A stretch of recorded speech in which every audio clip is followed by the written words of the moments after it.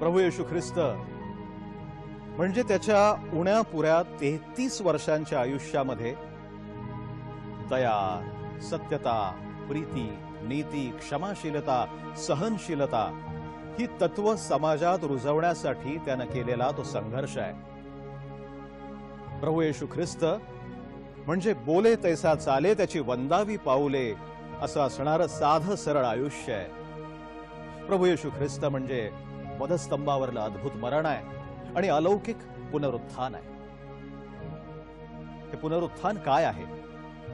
प्रभू येशू ख्रिस्त सगळ्या जगासाठी पापावर गेला, पुनरुत्थित झाला, तो पुन्हा या जगामध्ये येणार आहे, हीच तर सुवार्ता आहे। पुनरुत्थान, पुन्हा उठणं, पुनरुत्थानाचं गूज समजून घेणं फार गरजेचं आहे आणि त्यासाठी पाप म्हणजे काय हे आपल्याला माहिती पाहिजे।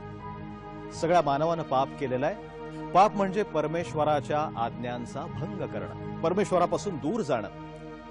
आपण आयुष्यातल्या अनेक क्षणांमध्ये परमेश्वरापासून अनेकदा दूर जातो। कदाचित तुम्ही गेला असाल, मीही अनेकदा गेलेलो आहे।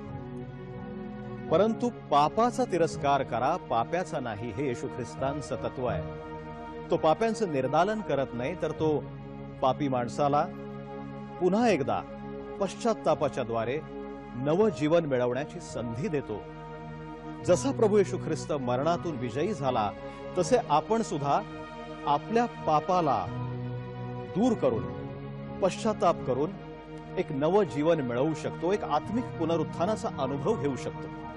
आणि हेच पुनरुत्थान आहे, हे पुनरुत्थानाचं गूज आहे आणि हे तुम्हाला कळावं आणि त्यातून तुम्हा सगळ्यांना नवं जीवन मिळावं, हीच आमची या कार्यक्रमाद्वारे सदिच्छा आहे।